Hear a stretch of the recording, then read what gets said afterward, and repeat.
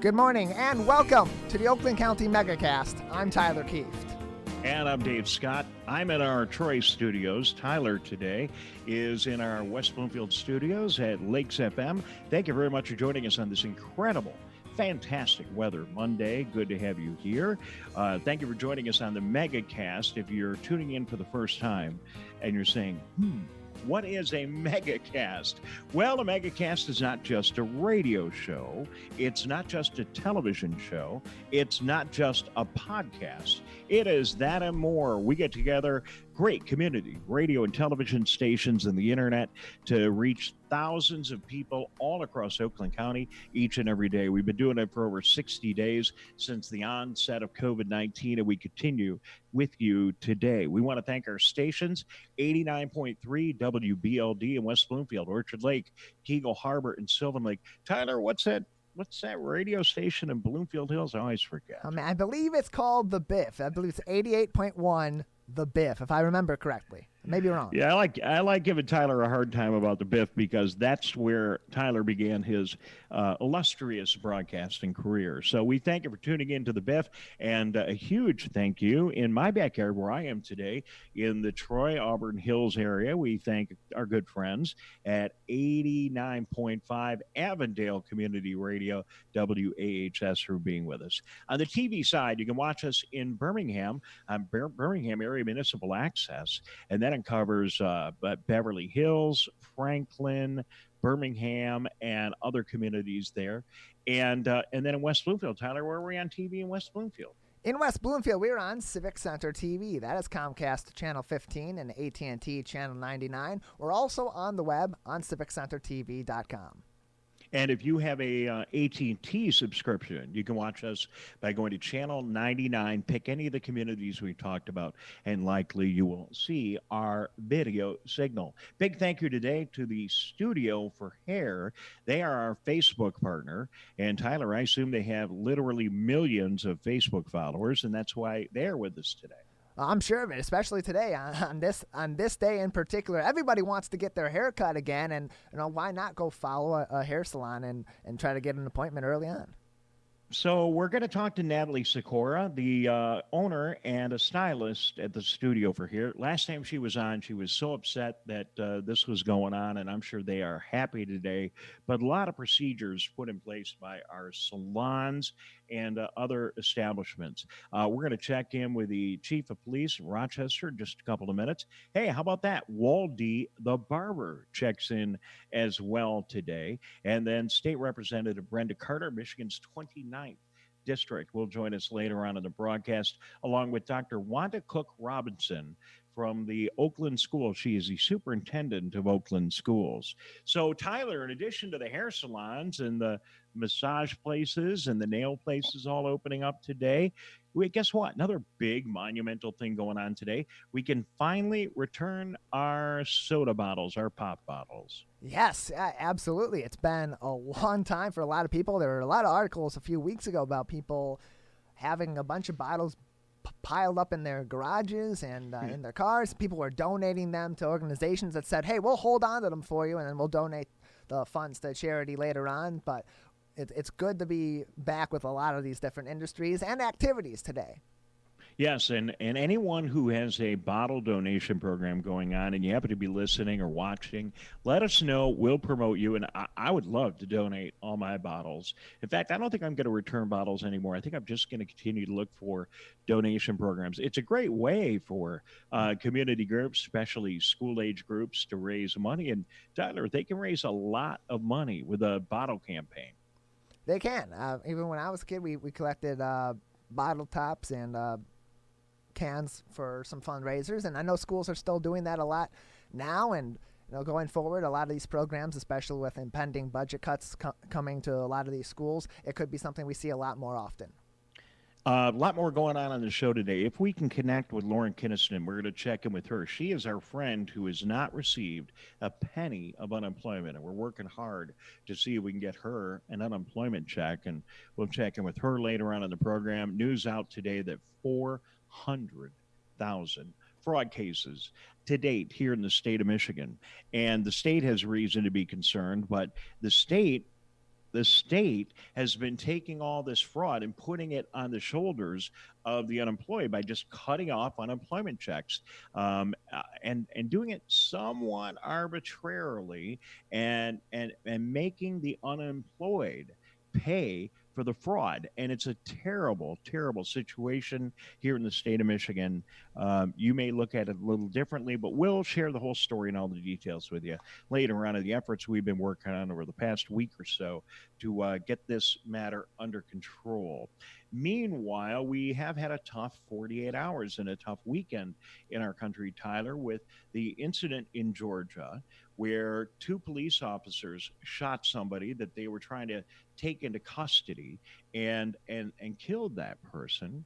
And we're going to go through that, but it further complicates the national discussion over policing in our country.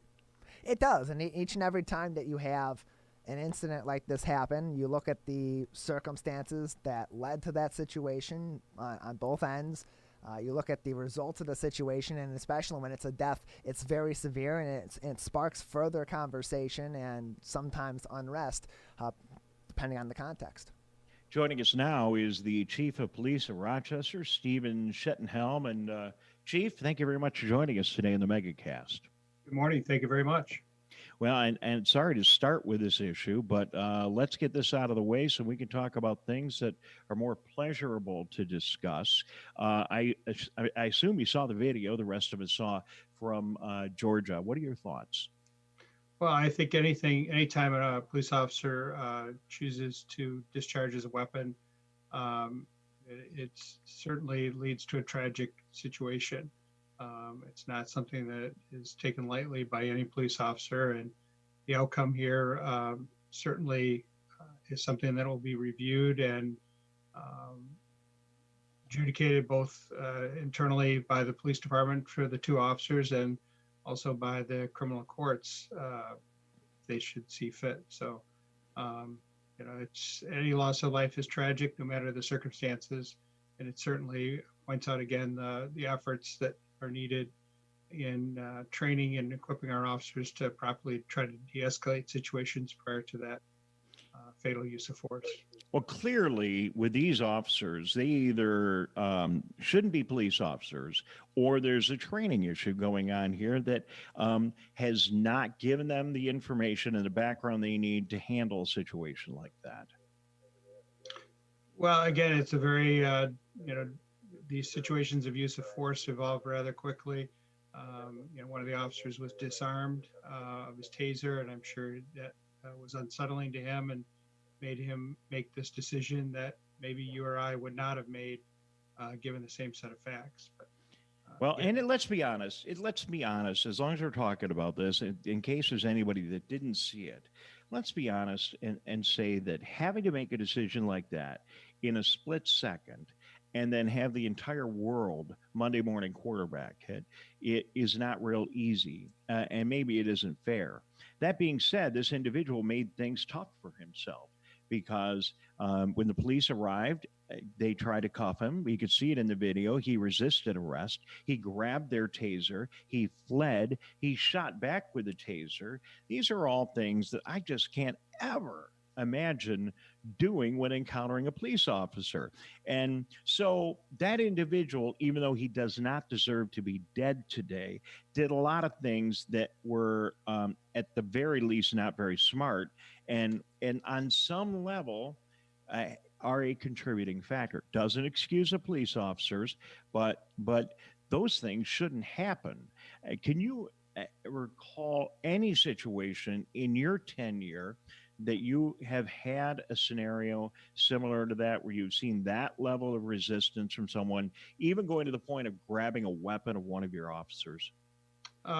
Fortunately, we have not had that level of situation where someone has been disarmed either by their weapon or their taser. We've had people that have grabbed for an officer's weapon, but they were able to use force to bat that away and prevent that from happening. I mean, we strongly encourage people, obviously, to try to comply with the police, kind of use a slogan of comply, then complain. If you take exception to what the officer is doing, you certainly have avenues in which to make a complaint with the police department, to have that reviewed. Most cases, as we've seen in these cases, are on videotape. So complying keeps everybody safe. It keeps the officer safe, and more importantly, it keeps the people that we're interacting with safer. And then we can review those situations and learn from them, and both sides can benefit from that. But resisting arrest, unfortunately, can have very tragic outcomes that, frankly, in this case, we can't fix. We can't, we're not going to be able to go back and fix this situation. So that's why that compliance is so important. Well, absolutely. And it's easy for me to sit here as a suburban white guy and say I would never resist arrest. And on some level, it's understanding that someone from one of our minority communities may be very concerned. I mean, if you watch what's going on television right now, and you see these very limited exceptions to fantastic policing going on around our country, you could reach the conclusion that I, as an African American, if I'm arrested, I'm going to get killed. I mean, I can at least understand where that would be at the very least in the back of someone's head. Now, it's ridiculous to resist arrest, but on some level, you have to understand why, in some cases, that may be happening. Well, it's certainly at those point, everybody's making a split-second decision. The person that is being taken into custody is making decisions on complying or not, how hard to fight. Am I just trying to get away? Am I going to run? Am I going to disarm the officer? I mean, those decisions are being made in split-second fashion, and likewise, the officer is then forced to make similar decisions as to how much effort he's going to put into trying to stop the resistance and affect that arrest. So I think both of those things are happening, and in some ways they're conflicting missions, if you will, that are happening very quickly. Chief of Police of Rochester, Stephen Shettenhelm, is joining us today. We thank you, Chief, and thanks for having this dialogue with me. I think it's important to have this dialogue, and it was just a terrible call all the way along. I mean, on the part of the victim, on the part of the police, it was, and now there are cameras around, and we're going to see these things, and on some level, that's really good because we can see where the problems are. We can all learn from them. And, I hope out of this whole thing, we end up with a much better training environment and a better country. But we are going through a really hard time.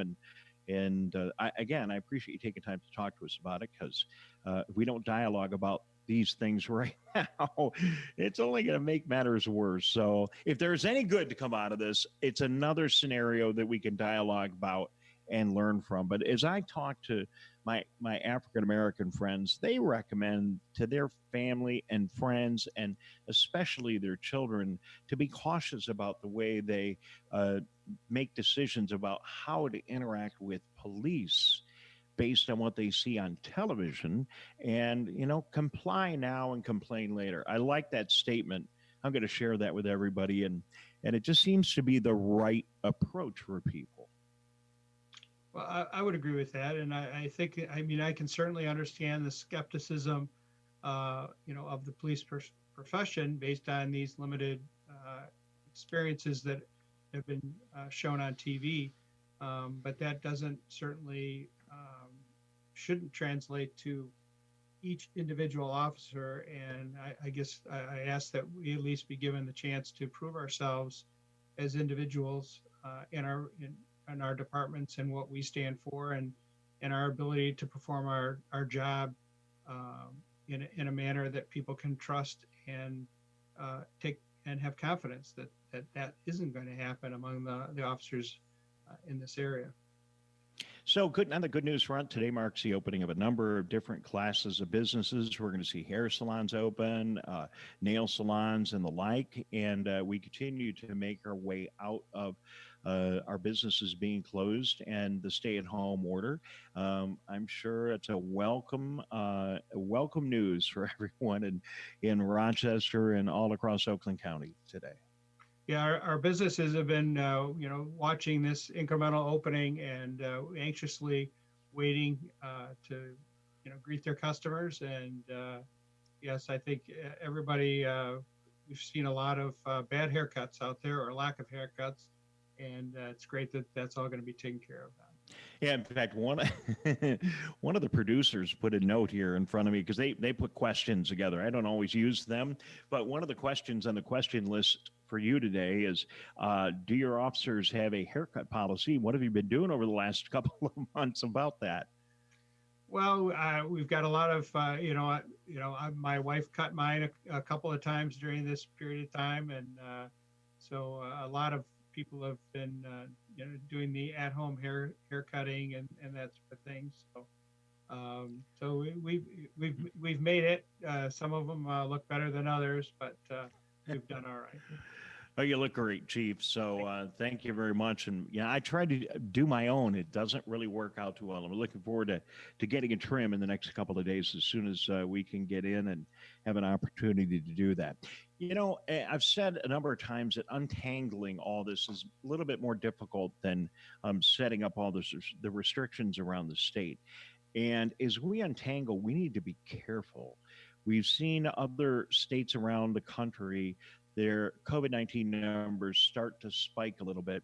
And over the weekend, in my travels, I saw a couple of establishments that where there clearly was not a single person inside of them wearing a mask, and there wasn't a lot of social distancing going on. And you can understand that happening, I guess, but I think people really need to be careful. What are your thoughts, and do you think that as we try now to come out of this, that this is something the police need to be involved in? Well, we do get calls from time to time about the situations that you talk about. So we can certainly be a reminder to those establishments where that's not occurring. But we know what the effect is of being closed, and those businesses know what that feels like. And the last thing that we want to do is to be careless and to not take heed to the preventions that are out there that we know work, and to continue those to the best of our ability to prevent us from having a closure again. All right, Chief, for those that didn't see you last time, I love the background image you have on Zoom that we're looking at from you today. And we get a chance to see downtown Rochester and all of its glory with your time-elapse photography that you have there. I don't know why it was hard to spit that out. It's a Monday morning. How is downtown Rochester doing? And your observations, you're right there in town over the last couple of days as things have started to open up. How's it going in Rochester? Well, I think things are good. I mean, we see an increased foot traffic downtown, and more and more businesses are opening. I just was on a call with our business people just before this. And so I think people are optimistic that we're making that comeback. And like we just had commented, I just hope that people will, be safe and keep in mind the social distancing and masks and things of that nature that we know work to prevent a relapse of the virus. Chief, thank you very much for joining us today on the Megacast. Good to have you with us again. Anything else you want to add that you think people need to know today? Oh, I thank you very much for the opportunity to meet with you folks, and hopefully everybody enjoys a nice, cool day today. All right.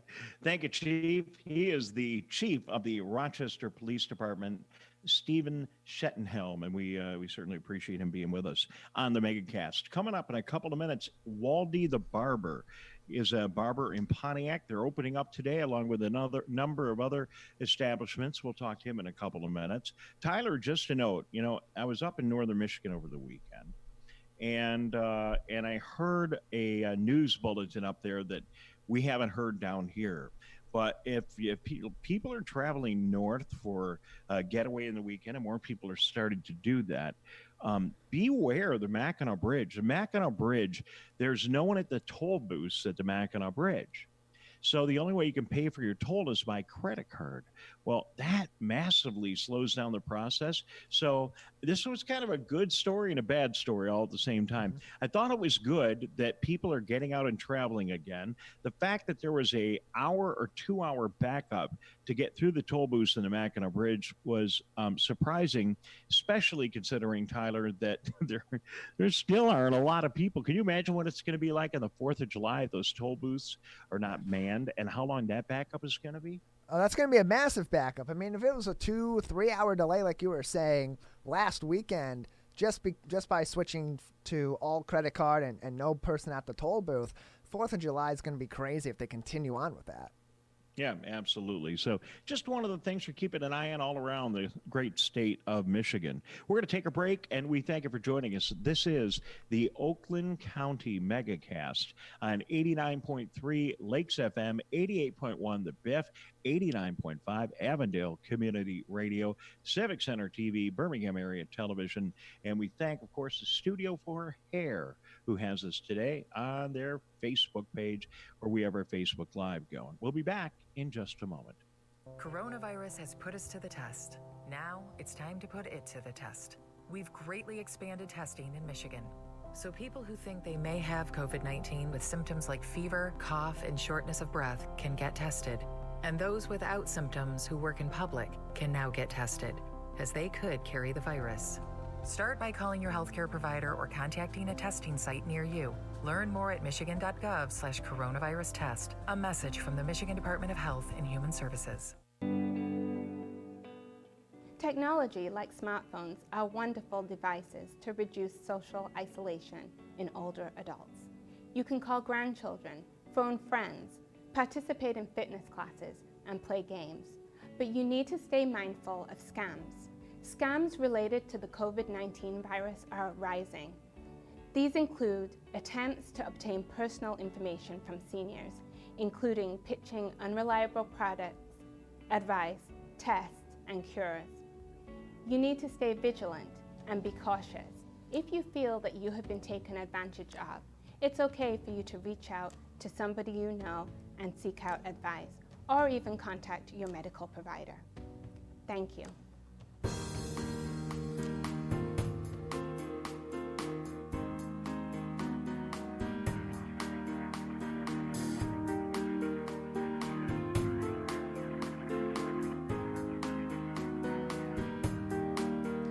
Welcome back to the Oakland County Megacast. I'm Tyler Keefe. And I'm Dave Scott. Thank you very much for joining us. Tyler is in the Lakes FM studio. I'm in Troy, and we thank you very much for joining us all across Oakland County on the Megacast. Later on in the show, we're going to check in with our own Erica Jones. She is live out somewhere in Oakland County, trying to find someplace to either get her nails done, get her hair done, and get back into a salon. Meanwhile, guys, we have found the place for you and the guy that is going to get you all straightened out. It's Waldy the Barber, the owner of the Headline Barbershop Pontiac. Waldy, welcome to the Megacast. Hi, how you doing? I'm doing good. Man, you're sporting a king-sized beard there, Waldy. You're looking good today, man. Thank you. I just shaved it off before the quarantine. It just came back. All right, man. All that grew back during the COVID-19, the stay-at-home order? Yeah. I cut it pretty low. It just came back. Well, you're looking good today. So, Thank you. are you excited about getting back to work today? Yes, I really am. It's been very challenging. Everything going on, you know. I've been doing this since I was young, since I was 13. So it was weird to not do it for so long, and I'm so used to doing it like mostly every day. So it's a little. I'm very excited today about coming back. All right, looks like you got an apron on right now, and I imagine that you're going to have a lot of hair when you can start cutting on people today. Yeah. Well, I usually wear the apron. And I wear gloves. Now, due to everything going on, I'm gonna be wearing a mask and a face shield to be safe, for myself and my clients. And yeah, I'm just very. I know it's going to be inconvenient. I talked to a friend of mine over the weekend who is in an establishment in northern Michigan, and they've been open the last week or so. And she told me it is hard to do what you do with a face shield on. I mean, I don't think people realize how physically exerting it must be. You're on your feet, you got your arms up, you're doing all your thing. I bet you're tired when you go home. Yeah, I am. Yeah, I really am tired, man. Because when you're doing scissor cuts, you gotta keep both hands up. I'm on my feet about 8 to 10 hours almost every day. So it is very tiring. And now with the face mask and the shield, due to I wear glasses, I gotta push my glasses forward a little bit more so they don't fog up on me. So it's I haven't tried cutting hair with a face shield on yet. So you didn't do a practice run. Well, listen, with all due respect, Waldy, I'm glad I'm not going to be your first customer then. So good luck with all that. Hey, Tyler, didn't somebody tell us that if you take your glasses and you put them in soap and warm water, that they don't fog up quite as much? Yeah, that's one of the ways. Put them in warm water. You rinse it under warm water for a little bit. You dry it off, and then you put them back on, and it helps to balance off the heat difference. Yeah, well, good. I don't know. Have you tried that? Or maybe you might want to try that today, Waldy. We wish you the best of luck with that. But it is a pain. Every time I don't have my mask on to do the show, but I'll put it back on the second I get off the air, and it does fog up. So that is a little bit of a hassle. Yeah, it is. So it's like you got to keep your glasses up forward more. So that's the only way I can keep it without fogging it up. So I use the mask and I kind of just push them up forward. I'm just looking like this though. You're doing good, man. So, it's going to take, is it going to take longer to cut people's hair with all that hair they're going to have? It is going to take longer, just due to the fact that every single tool that you use on every haircut is different. And you have to, I'm going to keep everything clean. So it just adds like another probably 15, maybe 20 minutes to get everything cleaned up and dry and ready for the next person. As far as wiping the chairs and sterilizing all my equipment after every haircut. So, I mean, I already did clean my stuff, but it's just now I got to clean my combs, scissors, everything all together. So are you going to have to schedule your appointments a little farther out? And I wouldn't mind if I had to pay a couple extra bucks for my first few haircuts when I'm coming back. Is pricing going to be affected, or your scheduling at all? Just my scheduling and I haven't really did the pricing thing yet. Everything, I'm just adding an extra 15 minutes to each person just to be able to clean up after their haircut to get ready for the next person. Waldy the Barber, the owner of Headline Barbershop in Pontiac, is joining us here in the Megacast. Certainly for the ladies and also for us guys, going to the salon, going to the barbershop isn't entirely about getting our hair cut. For a lot of us, it's a social experience. Is that true at your place too? Yeah, man, it's very cool, man. I love coming to work every day just because every day you meet different people, and not only that, but it's just the people you meet. Sometimes we have sessions where everybody's cracking jokes on each other and stuff like that. So it's definitely pretty cool. As far as waiting, we're not going to have nobody waiting inside though. We're going to have people waiting in their cars while we're servicing them. So that might change up a little bit due to everything going on. But yeah, man, it's we have a good time here. How many do you have multiple chairs there? Is it just you, or do you have other people there that'll be working with you today? It's myself and 3 other guys, All right. Well, listen, you guys can cut up pretty good with just the 3 of you, but the burden is going to be on you now a little bit. If you don't have all those people sitting there in your lobby waiting, your jokes are going to have to be supreme and right on target. Yeah. Well, the good thing is, though, you could recycle them. You know, after those three people leave, you could just, it can be like a stand-up routine. You guys can just keep running the same material over and over. No one's going to know. Yeah, yeah. Um, yeah. I mean, but we've been here for a while, so we got like a lot of usuals coming back. So it's like it's more like our clients are our friends, you know. It's the same thing for me. It'll be really good to get in, get my hair cut, and then, you know, see the folks that I hang out with.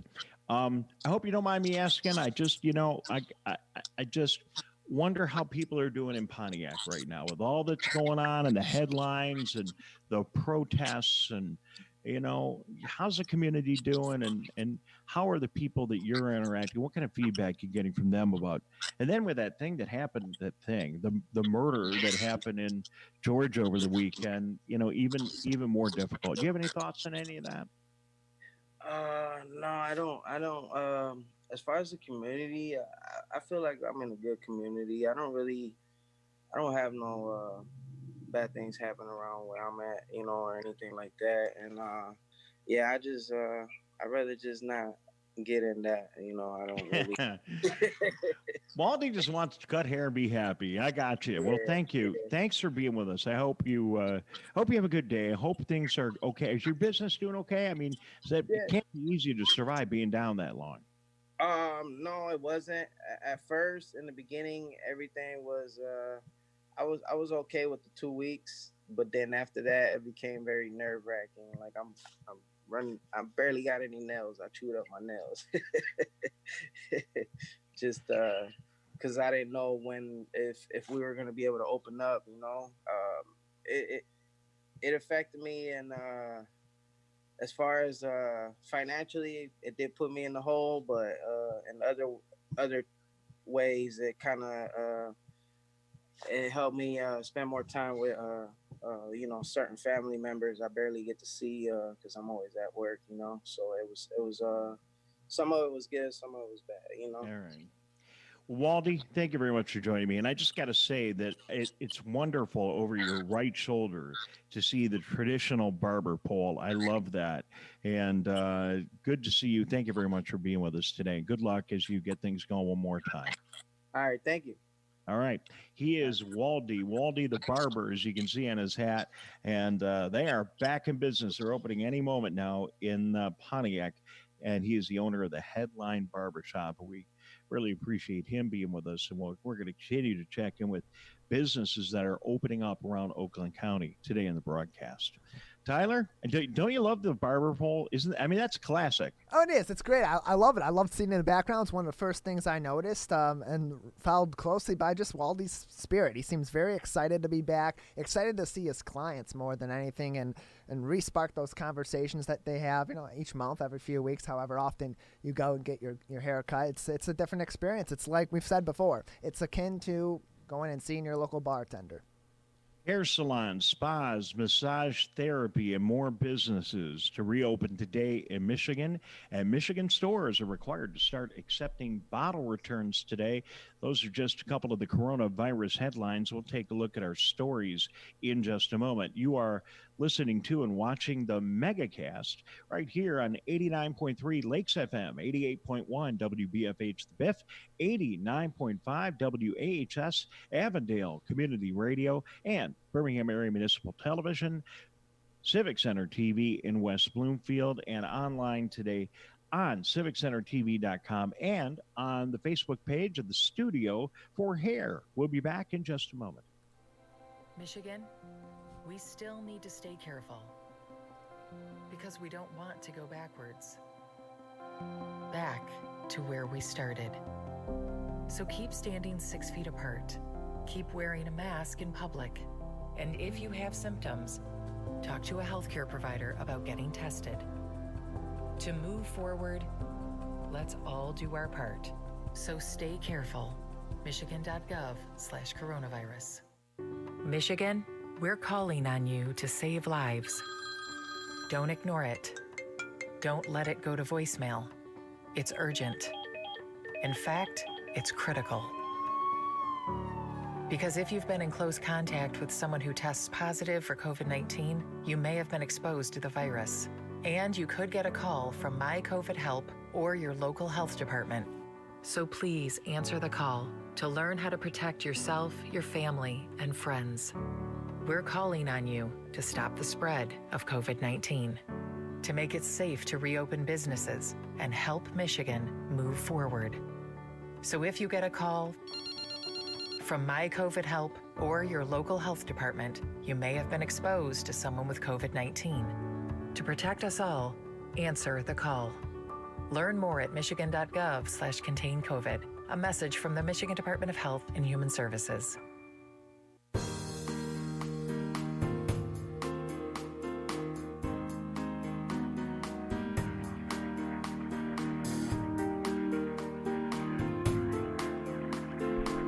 Welcome back to the Oakland County Megacast. I'm Tyler Kieft.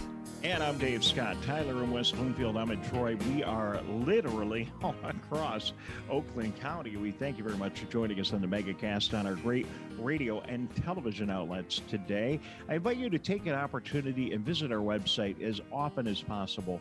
I think you're going to find it useful, informative, and the perfect place to go during this crisis. And we still, even though it's a beautiful sunny day, even though the skies are blue and businesses are opening, and we're happy for that, there's still an awful lot we need to deal with. And you can find a lot more information by going to civiccentertv.com/coronavirus. And we invite you to do that.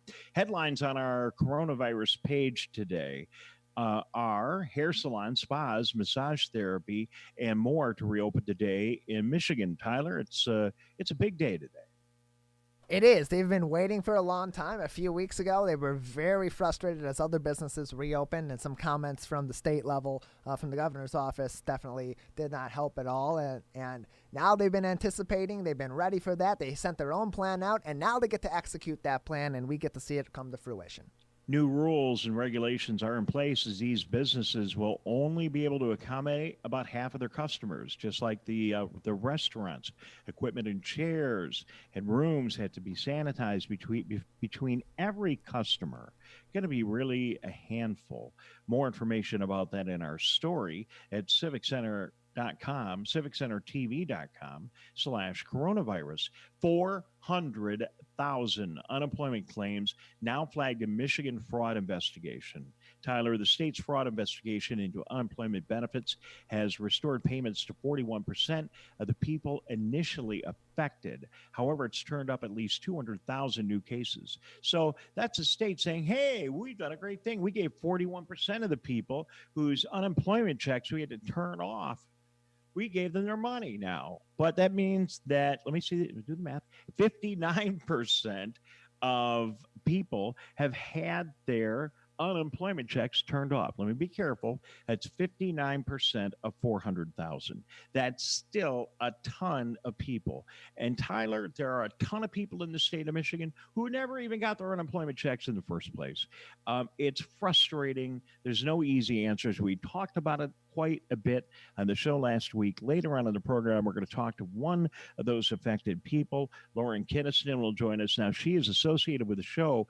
We have put all the power and contacts of our show to work for her. And my guess is when we talk to her today, Tyler, she still hasn't received a penny yet.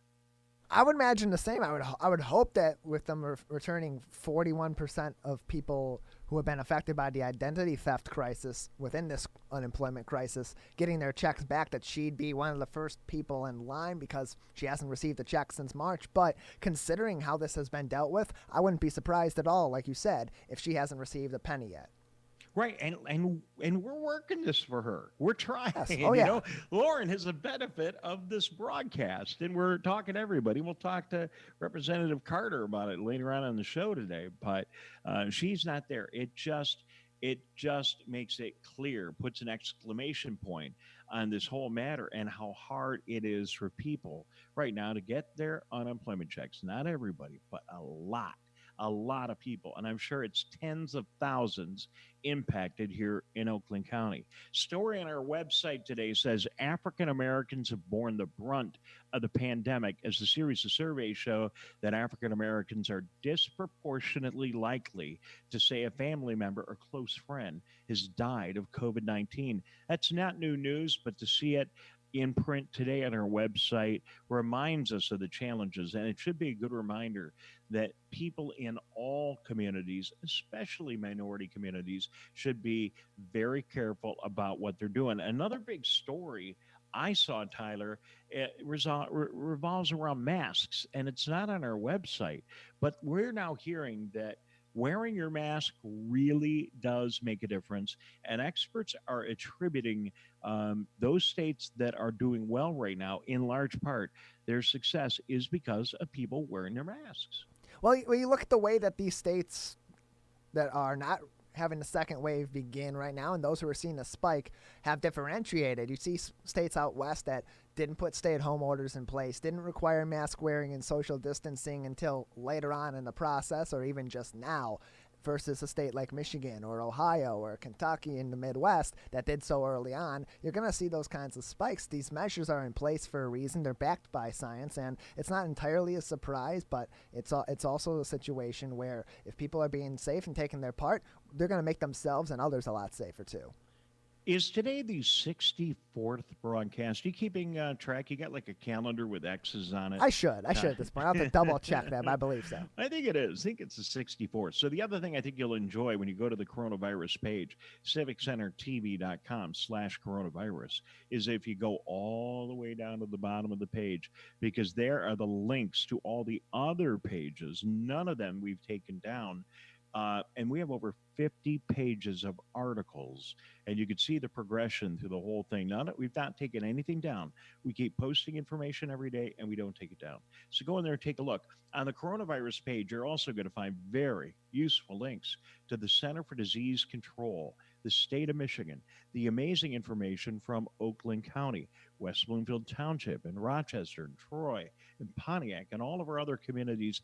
The data is there, very helpful. And if you take a moment to go to the Megacast page, there you're going to find all of the interviews that we've done. Tyler, I think every single interview we've done over the last 64 broadcasts, including that great interview with Tiger play-by-play guy Dan Dickerson, who I put up right up near the top of the list. I think all those interviews, they're all still there, and you can tune in any day, anytime. Yep, any day, anytime. You go in there, you search pretty much any name that we've had on the show over the course of these last several months. You'll be able to watch the entire interview. If you don't have time for an entire interview and you just want the most important things that they said, we also have the clips page as well, Dave. All right, so that is civiccentertv.com, and go to the homepage and you'll find an awful lot of helpful information. So the last time we talked to Natalie Sikora was over a month ago, and it wasn't really a good day for Natalie. Her studio for hair was closed down. Now, today is a big day. Everybody's opening back up, and we are so happy to have Natalie back in the Megacast with us. Natalie, welcome to the show. Oh, thanks so much, Dave. It's a pleasure to be here. Well, I can actually see you this time, and you could see me. Now, I don't know if that's a good thing or not, but hey, good to meet you via Zoom and have you back on the show. Tell us your thoughts on opening day for hair salons. Well, it's very exciting. I mean, I think everybody's excited. It's like the first day of school again. I know that being out of work for 3 months, being out of the salon for 3 months has taken its toll on many people across our state and the country, actually. So we spent the past week doing dry runs through the salon, working on each other, just getting familiar with the mask and cutting hair again and coloring hair again. So we feel really confident moving forward. Natalie, do you take care of men and women in your salon, or only women? Yeah, we do. It's unisex. Tyler, I got to get over there. Look at Natalie's setup. Is this perfect or what? Fantastic. Who does your marketing? Do you do your own marketing, or does somebody do it for you? Yeah. Natalie, you are a genius. Tyler, look at Natalie on Zoom. I don't know if you can see her while I'm talking. I can see her very well. Okay, there we go. So Natalie has her backdrop. That's like a step repeat banner in the background. Right. She's got her custom mask. Did you see? Look at that. She's got her custom mask. and the purple hair is working too. That's pretty good. Natalie, you got it all going. Nice setup. Thanks.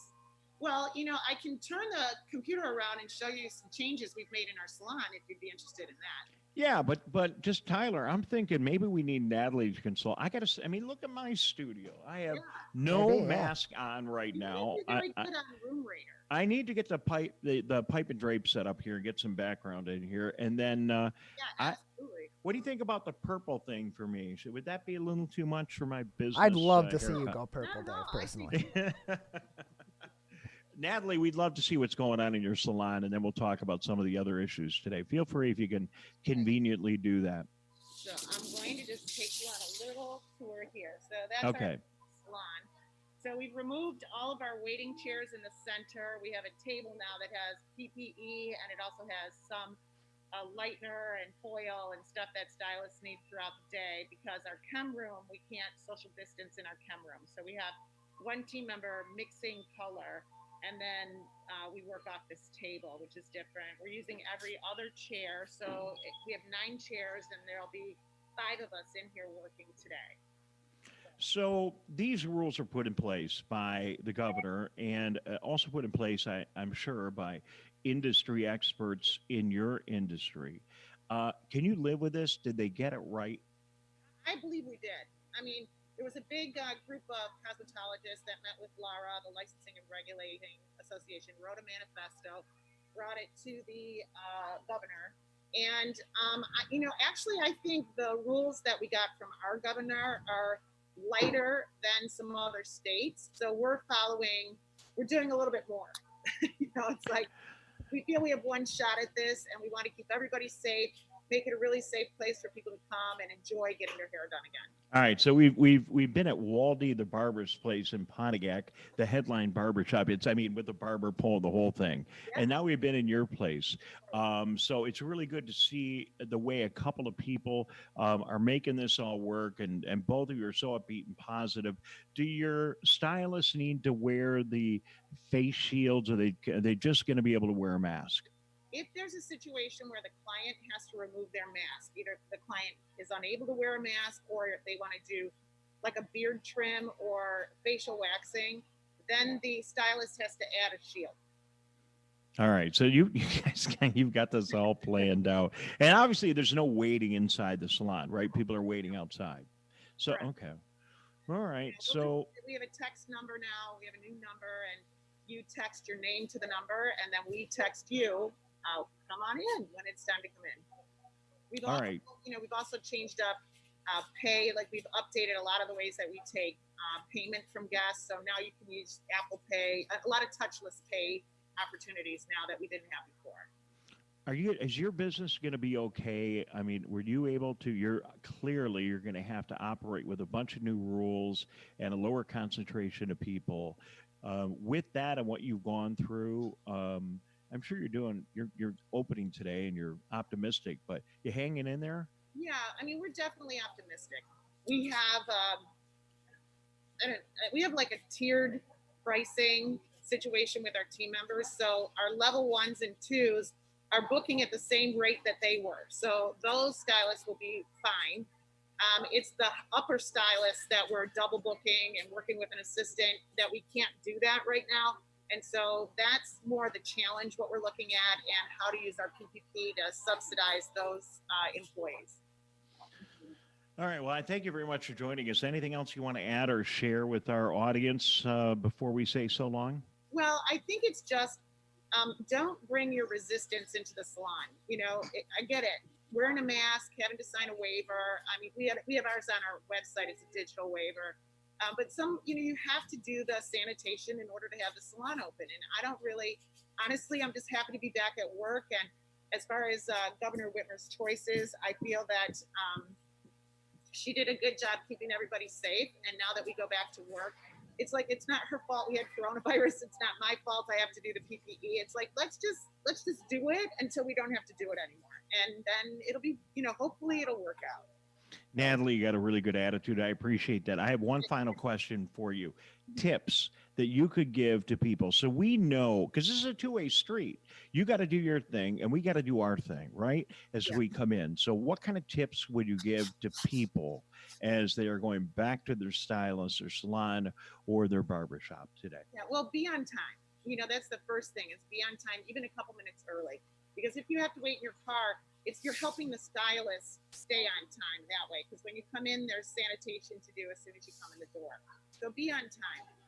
I think recognize that we're all doing the best we can, and be patient. You know, if your salon has not gotten to you or you don't have an appointment yet, you will. You know, we want to serve everyone, so be patient and just follow the rules. Right? It's not a big deal. I don't think any of it's a big deal. We already did sanitation previously. We have a little bit more to do now. The masks are different, but just be patient. It's going to be okay. You know, it's all going to be okay.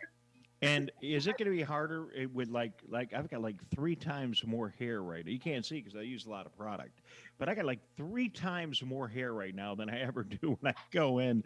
My poor stylist, when I go in there today, tomorrow, the next day, they're going to have a lot more work to do than they normally would do. Yeah.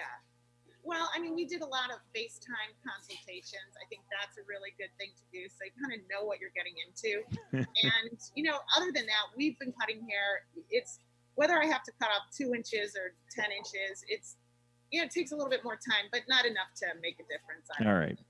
Well, I advise everyone listening and watching today, double tip for the next couple of weeks. Help people who have been, out for a while.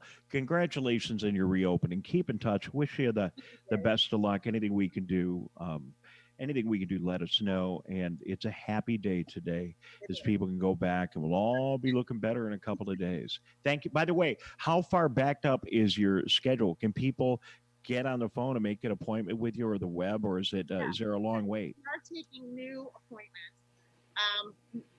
We're getting through our existing list. I believe we're most of the way through it. So again, if somebody's listening and they haven't gotten a call and you're nervous that you're not, then go ahead and reach out to our front desk. And we are taking new guests, and it's just, again, a matter of, balancing and filtering people through. So. All right, very good.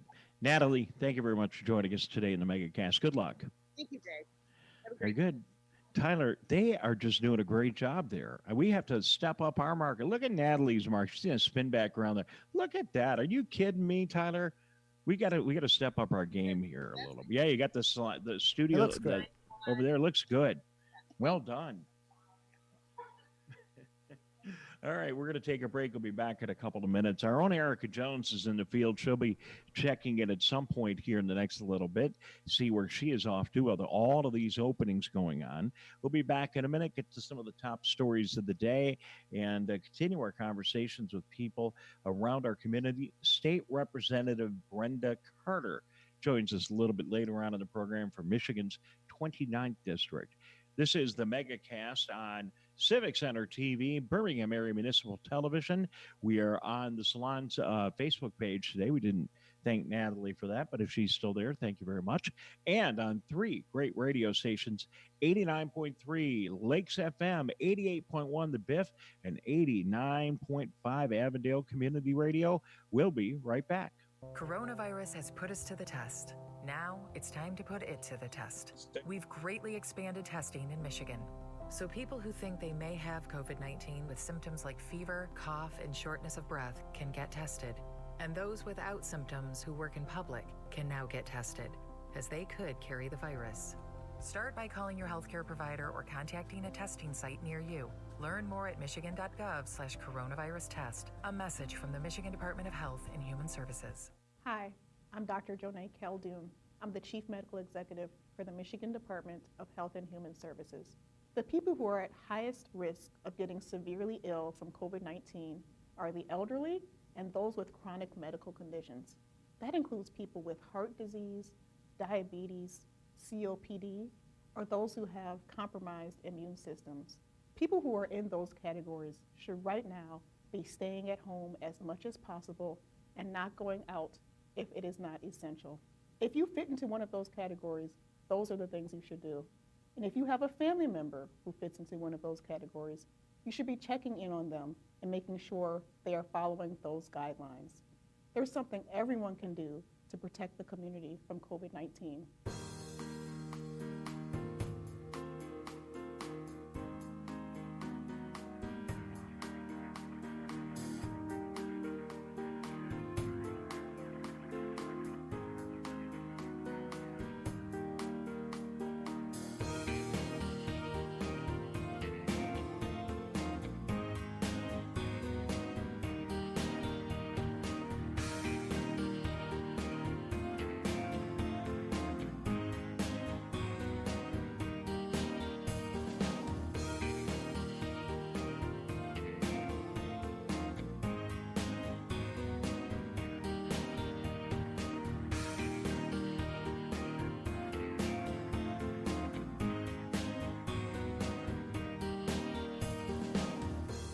The smooth sounds of our Oakland County Megacast song on our family of stations. I'm Tyler Kieft. Oh, man. Are you kidding me, Tyler? I wish I was. He's like the late night DJ on one of our easy listening stations. I gotta do my soft, nighttime radio voice a little more. The smooth sounds of our intro music, our nondescript, smooth intro music. Thank you very much for joining us on the Megacast, Dave and Tyler. We really appreciate you tuning in each and every day. We've been doing this show for 64 days now, ever since the COVID-19 breakout happened, to get you the latest information. And it went from just making you aware of everything that's going on to dealing with the biggest challenges to surviving 60 days at home and now to the reopening. And with that in mind, let's go to our Erica Jones. She is at a salon somewhere in Oakland County. Erica, out to you. Hi, Dave. I'm at Molina's Nail Salon on Haggerty, where they have just reopened this morning. So super exciting. As you can see, they are ready for customers. And I'm here with Sam to talk to us a little bit. Hello. So how does it feel to be reopening today? So exciting. It has been 3 months that we closed and pretty much stay at home, and we're eager to reopen our salon. So our customer, like 50 missed call, and then we try to call them back. And then today it's pretty much all booked, and we are happy to be reopened. And we are really cautious our sanitation. We got all the instruction from Oakland County's guidelines for COVID-19, and we get the kit from the Oakland County, the reopening kit. Yes, as you can see, they have the reopening kit. They have the stickers on the ground, 6 feet. So are you allowing walk-in appointments, or you have very strict?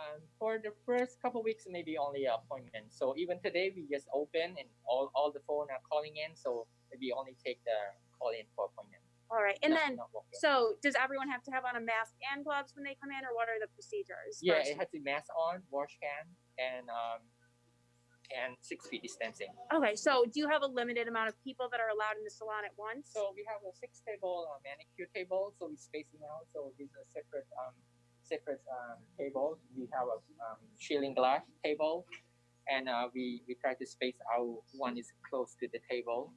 And then at the pedicure table, we also spacing between each pedicure table with the glass shield, and yet very limited. So only appointments, and we got only 2 people at the moment, so very limited customers. All right, so 2 staff members and 2 customers each time? Yep. All right, well, that's awesome. Fantastic. We're so glad that you were able to reopen today, and we wish you the best of luck. Thank you so much for speaking with us. We really appreciate it. Yes, of course. All right, well, there you have it. Back open, nail salons, and we're super excited about it. Like I said, they have... Erica, did they look at your nails and did they give you any advice or helpful tips? Well, I need them done, but... Whoa, wait a minute. Let me see your fingers again. They normally don't look this bad, but I just took my polish off because I'm getting them done this week. Oh, Erica... I normally have my claws on. Erica normally has these big, is that what you call them, claws? Yeah.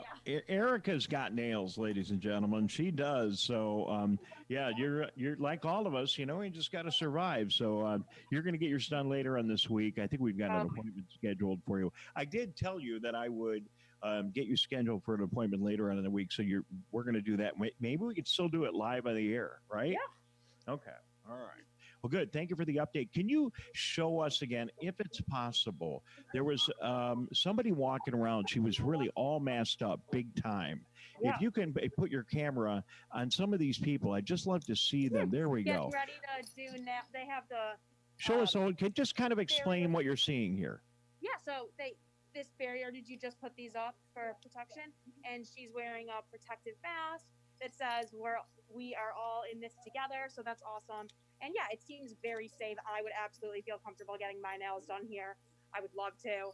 I think it's a great start to the reopening, and I see them being very successful with the policies they have implemented. Well, you really got to give credit to the businesses in Oakland County and really, I'm sure, all over the state of Michigan that have been able to improvise and pull this off. And Erica, your reports in the field have been amazing.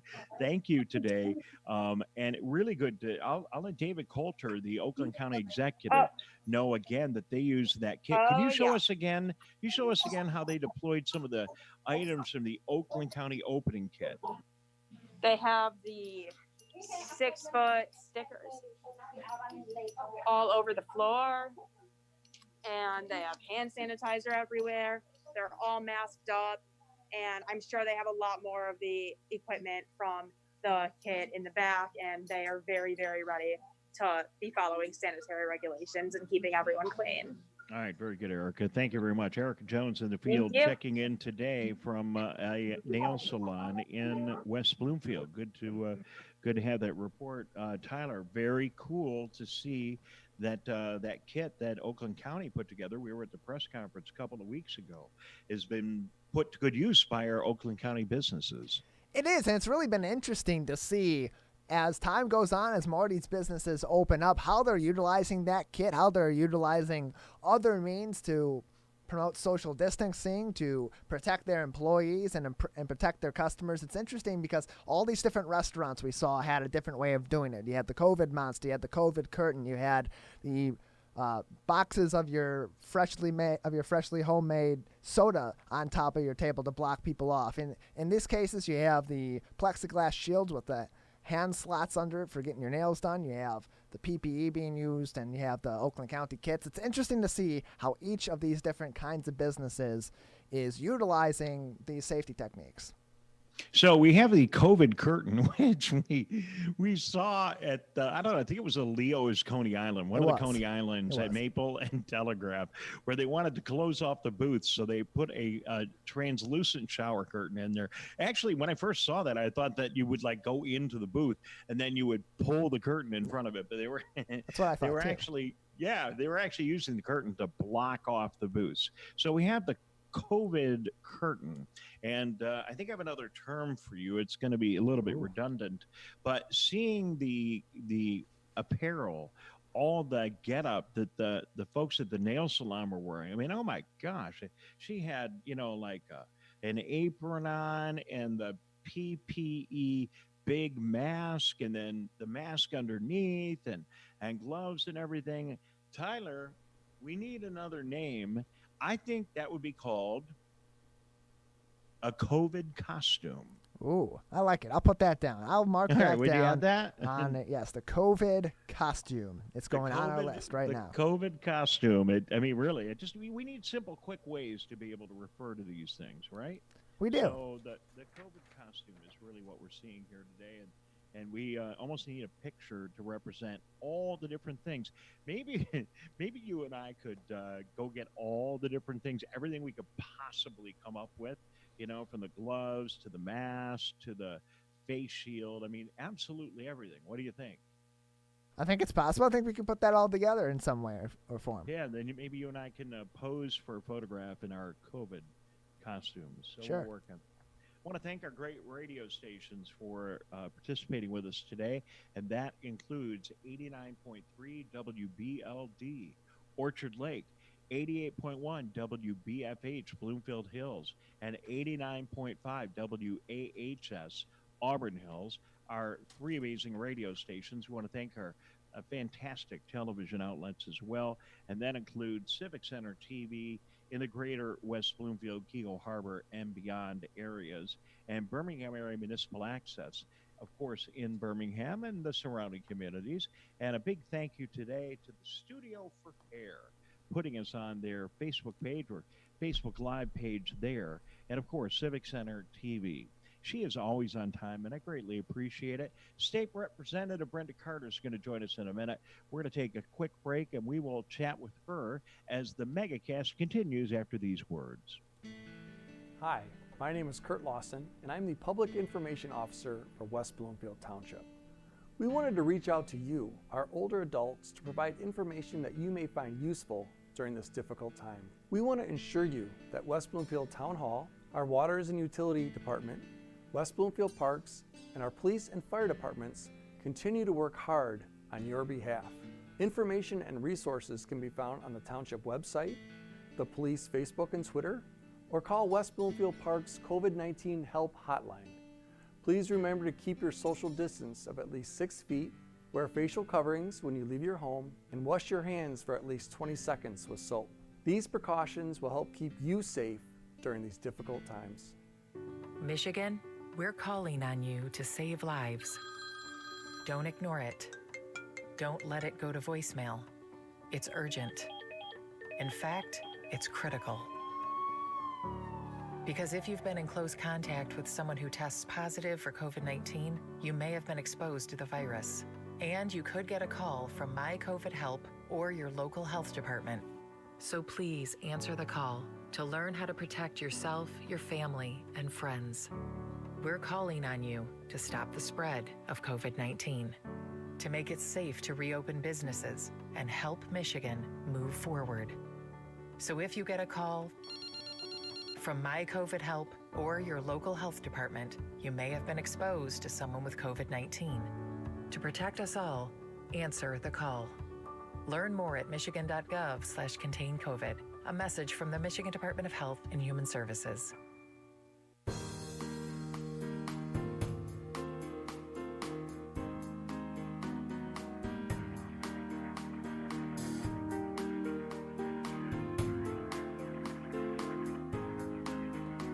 Welcome back to the Oakland County Megacast. I'm Tyler Keefe. And I'm Dave Scott. Tyler in our West Bloomfield studios. I'm over in Troy today, and we thank you very much for joining us wherever you happen to be all across Oakland County and our great radio stations, our television outlets, and of course on the internet at Civic Center TV. In a couple of minutes, we're going to check in with Dr. Wanda Cook-Robinson. She is the Superintendent of Oakland Schools, and we'll talk about some of the challenges schools have as they put plans in place, and they really have their hands full. And I didn't realize this at first, Tyler, until we talked to some of our administrators, and I don't know how this impacts Oakland schools specifically, but the schools, their fiscal year ends shortly. It does in the middle of the summer. I think the first day of July is the beginning of the new fiscal. So not only do the schools have to figure out exactly how they're going to make next school year work, but they have to figure out how to wrap up their current fiscal year with a lot fewer dollars than they anticipated having, and really very little time in their calendar to be able to deal with that. So both those issues are really challenging to our schools. We'll talk to Dr. Wanda Cook-Robinson of the Oakland Schools in just a couple of minutes. Right now, though, we're delighted to be joined by our Michigan State Representative of the 29th District, Representative Brenda Carter, back in the Megacast. Hello, Representative Carter. Good to have you with us. Oh, Dave, thank you so much for inviting me back again. Well, it's good to have you back. There's so many issues that we have to deal with right now. Today's a big day, and we've had some pretty big days over the past month or so as businesses begin opening around the state of Michigan. Today, it's hair salons and nail salons, and everyone's going to be looking a lot prettier in the next couple of days, Representative Carter. People are pretty excited about it. Yes, and we are too, because our small businesses, they are significant to Michigan's economy. And right now, a lot of them are excited. Many of them have received opening kits from the county, and they are, all I can say is here in Pontiac and in District 29, they are adhering to the governor's stay safe practices, and they're just ready to go. Well, they are. In fact, we just saw it. Our own Erica Jones is in the field. I don't know if you saw it right before you came on, but she was at one of those establishments, and it was so good because as she looked down on the floor, there were the 6-foot distancing circles provided by Dave Coulter and Oakland County in those 10,000 business opening kits. So, it's got to be, and I'll send him a clip of that, and I'll get you a clip if you want. It's got to be really good to see government at work. And then on the back end, as our reporters go out and cover it, to see it's all implemented. Yes, and like I said, right there in the strip mall on Telegraph and Walton Boulevard, they've suffered so disproportionately, but necessary to help keep our numbers, our case numbers, and our deaths in Oakland County low. So I really applaud the efforts of Dave Coulter, his staff out there at the health department, and everything they did, not only to mitigate the caseloads that we had in Oakland County, but to ramp up our small businesses and get them prepared so they can come out the door today, ready.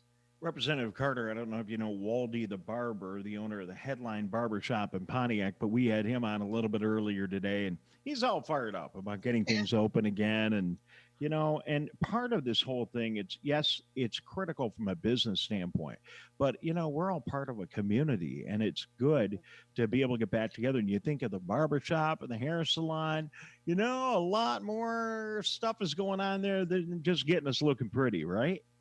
Yeah, absolutely. Because we are a community and we are concerned with not only the business aspect and the economy, but we are also very concerned with our safety. So when I go next door to the hair salon today, I'm really anxious to do something with my hair.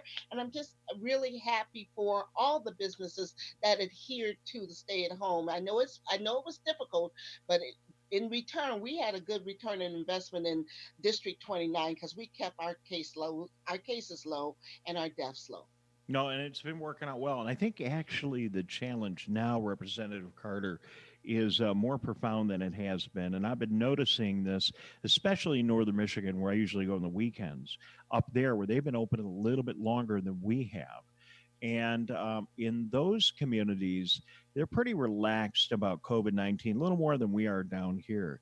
And some of the establishments that I looked at over the weekend were pretty crowded, and they weren't really doing all the social distancing that we've been doing. And, I fear that people are going to get, now that everything's opening, there are more cars in the street, I just fear a little bit that we are going to forget the things that we need to do. And we're committed on the show to reminding people every day, but, we could get ourselves in a jam if we don't think about what we as individuals need to do. Don't you feel? I absolutely feel that. And I'm watching every day. There's 2 great websites out there. The county has a great website where they track the metrics, as well as michigan.gov/coronavirus, where they track the daily metrics.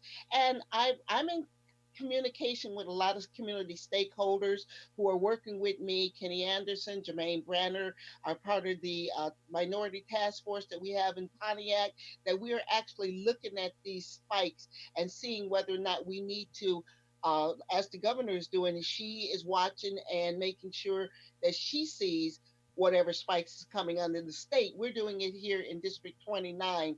And if so, we immediately implement more health literacy information, more COVID-19 information. Right now, we're passing out PPE every Wednesday and Friday at a location on Walton Boulevard to ensure that the community remember that we are truly still in a pandemic. And it's predicted that we may have another surge this fall. So we continuously communicate this information to our district, our constituents. Well, anything I could do to help, please let me know as we continue to get this messaging out to people. So I'm delighted. On our Civic Center TV website today, the results of a poll that says Black Americans most likely to know a COVID-19 victim. Story reads that African Americans have borne the brunt of the pandemic, as a series of surveys show that they are disproportionately likely to say a family member or close friend has died of COVID-19. That hasn't gone away either. I'm sorry, Dave. Unfortunately, a call came in when you were doing that, but that's okay. I believe you were asking about African Americans and how we are disproportionately impacted by COVID-19. Yeah, and a new survey out confirms, I mean, we've known that, but it confirms it. And as you think about the things that aren't really changing, unfortunately, that's probably one of the metrics that, nothing's changed in the last couple of weeks in that front. So, we hope to see some movement on there. And I know there's a lot of work being done, but people in all communities. But I would think, especially in communities of color, need to really be careful right now to make sure that they're doing all the things that they need to be doing. And Dave, and that's a very good point. Pontiac has a large African American community, and this is one of the reasons I had mentioned two gentlemen that I started working with last year, Kenny Anderson and Jermaine Branner. Kenny Anderson is looking at the health disparities, whereas Jermaine Branner is looking at what we can do to boost our immune systems. And these two gentlemen are working every single day to get this information in our community, and it's been effective. We have not seen the spikes in northern Oakland County as we have in southern Oakland County around the Southfield Oak Park area, because I believe we had this task force in place that's getting this information out. What is critical is that we get inside of where the populations that we need to get the information to.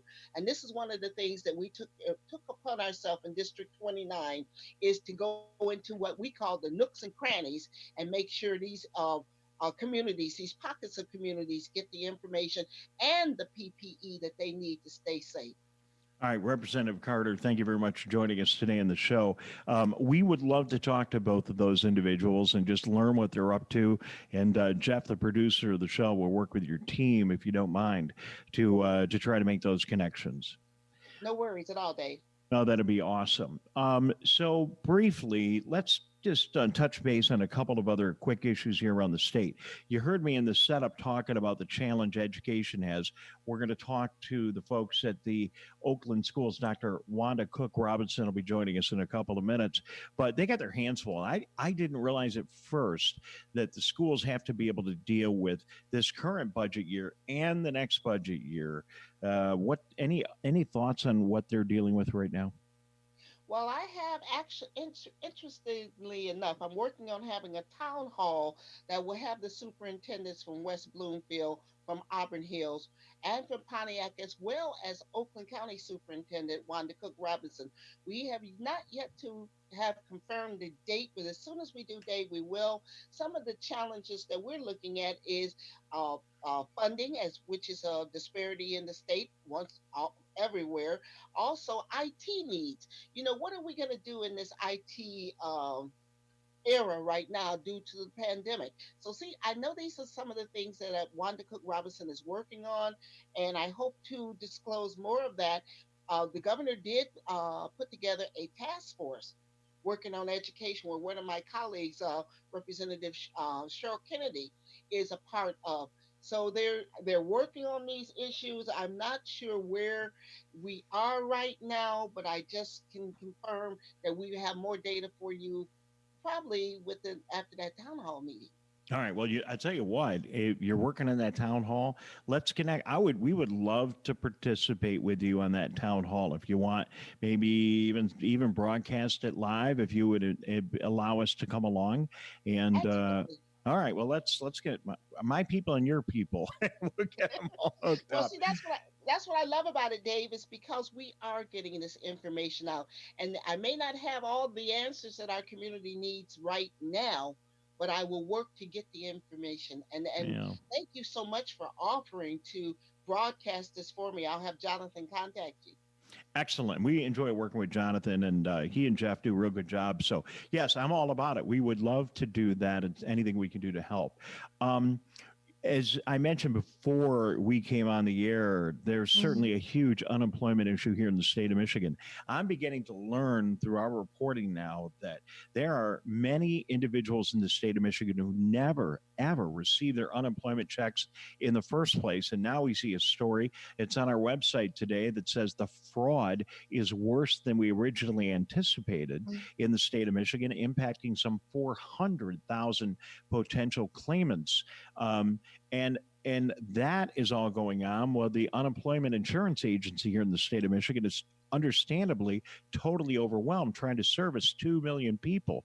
So there are a lot of people in the state that aren't getting the money they should. Representative Carter, what advice would you give them? Well, first of all, the unemployment office has been hit really hard with a spike of cases, as you know. All the state representatives have jumped on board to work with the UIA office to help our constituents. It has been since May 1st, I've been working with the UIA office, my staff. We've done over 450 individual cases ourselves. And some of the calls that I'm being disconnected with you about are actual constituents who are having concerns with UIA. The UIA office did put in place a central response team, a form that we can go out there, we legislators can go out there and input information to the system for our constituents. But the backload is so immense that still the UIA still is not able to process them as fast as we want to.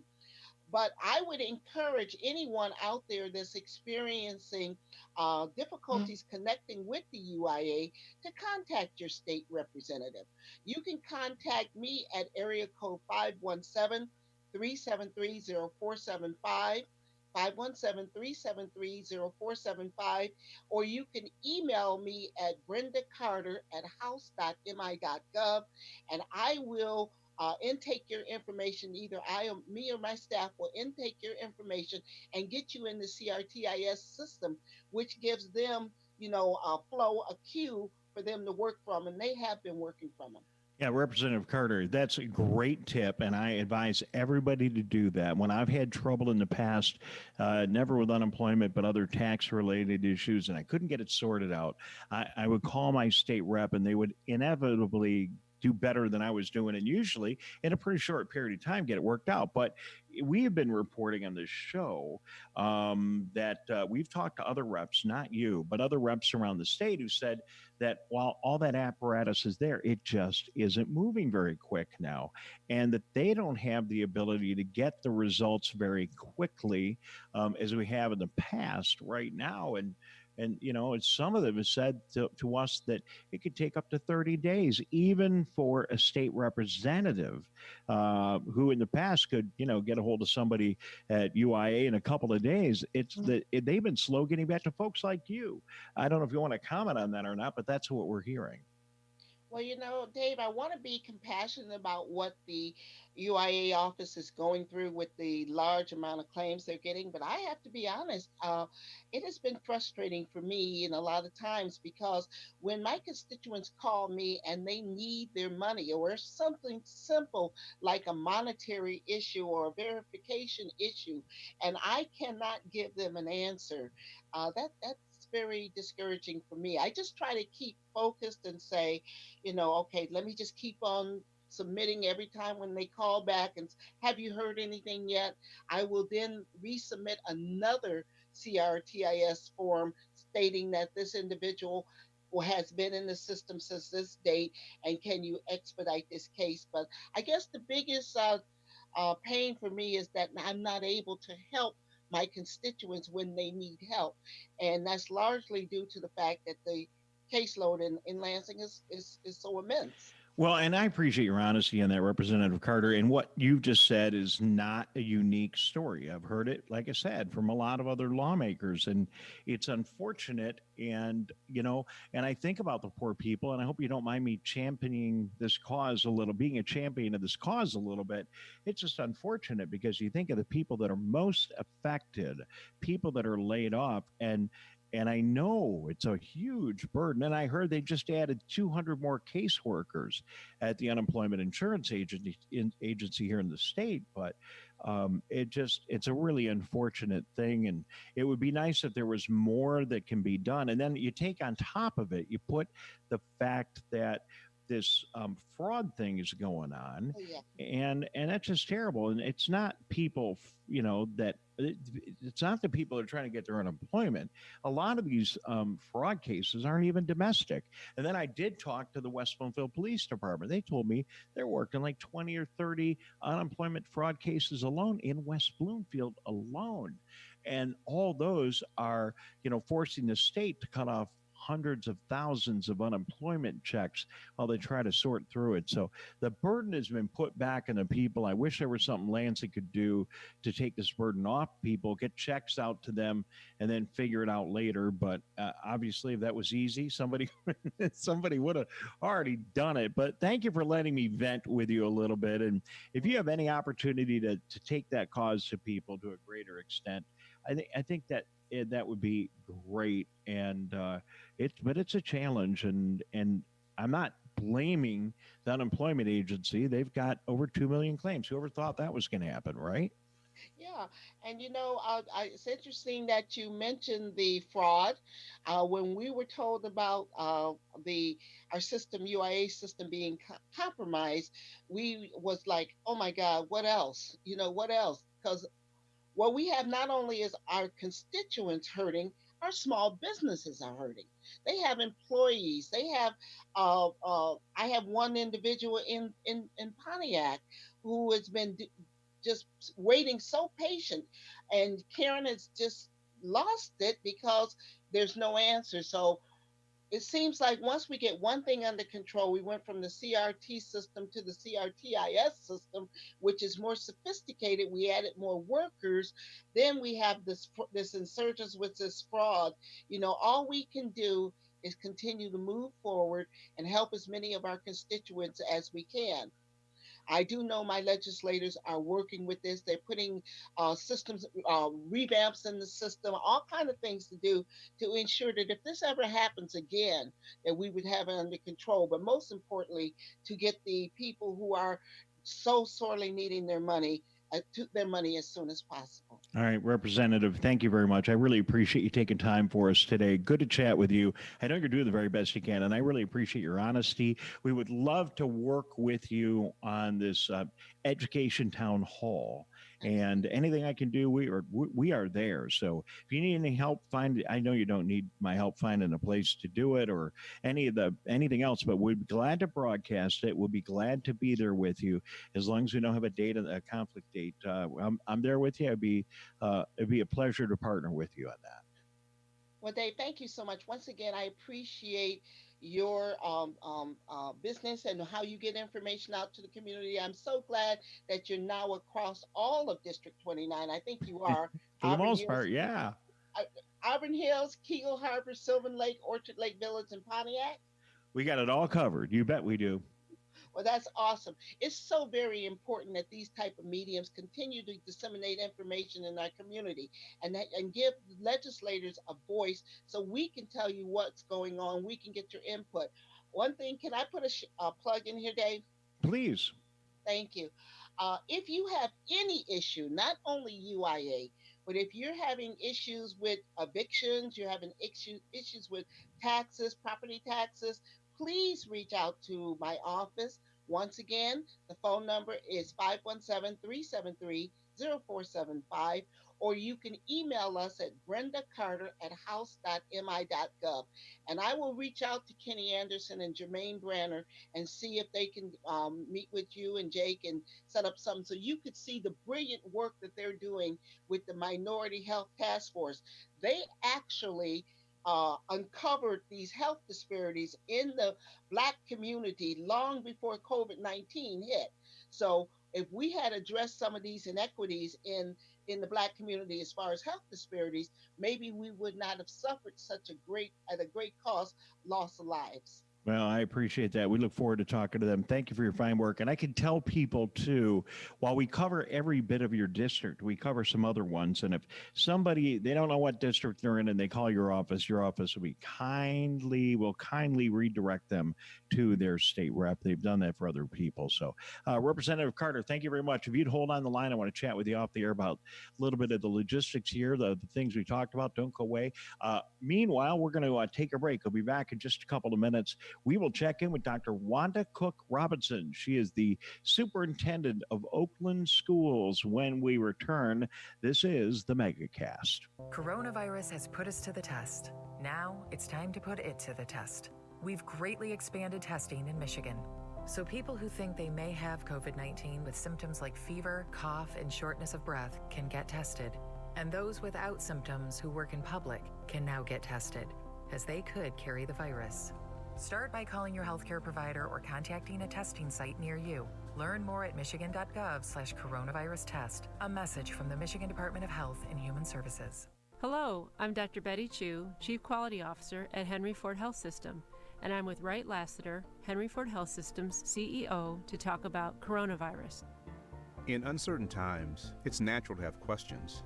So I'm going to ask Dr. Chu to answer some of the common ones. First, why can't I visit my grandma to see if she's okay? Because the elderly are at a higher risk for complications with this disease, and you could inadvertently infect her.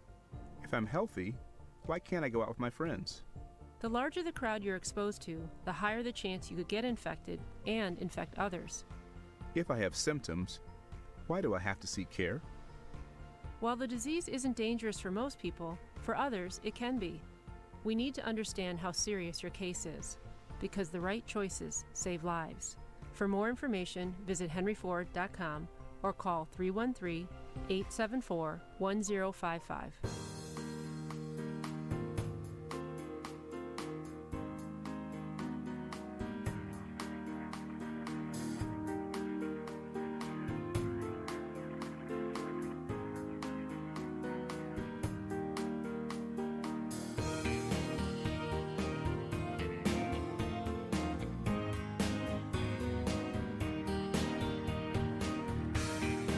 Welcome back to the Oakland County Megacast. I'm Tyler Kieft. And I'm Dave Scott. Thank you very much for joining us all around Oakland County. Good to be with you today on Civic Center TV, on Birmingham Area Television, and on Lakes FM, on the Biff, and on Avondale Community Radio. As Representative Carter said, yes, it covers all of her district and a whole lot more. We thank you very much for tuning in. Joining us now is Lauren Kittison. She's been here on the show several times talking about her unemployment situation. Lauren, just want to check in with you briefly, see how you're doing today. Hi, Dave. I'm doing great. I really enjoyed hearing what Representative Carter suggested, and I'm looking forward to taking some of her advice. Well, you know, you're not, if you were in her district, it would be a little bit easier, but you do have a great state rep as well. But we do advise people to get a hold of their state reps, but she said, real honestly, look, they're not getting all the feedback that they had gotten in the past in trying to resolve their issues. So I just wanted to check in with you and not talk to you off the air. Any progress on the Lauren unemployment front? Did you go out to your mailbox and a check just happened to show up since we talked last? Oh my gosh, I wish. I really wish that I could say that it had. Unfortunately, it hasn't. Pretty much everything is still the same. I did file a claim with the U of M Law School Unemployment Insurance Clinic. I haven't heard back quite yet, but I'm hoping any day to hear something from them. Otherwise, just still kind of waiting. All right. Well, we're going to tell this guy, Jeff, who I think you've heard of before, and see if we can book the folks from the Unemployment Insurance Agency in the show over the next couple of days. But I just want to let our audience know the U of M Law School has an office and a department specifically there to help people with unemployment issues. And they're totally overwhelmed right now with the 2 million people in the state that are unemployed. But I suspect you're going to hear from them pretty quickly. I'm excited. I hope so. And they have a direct connection to the unemployment office as well.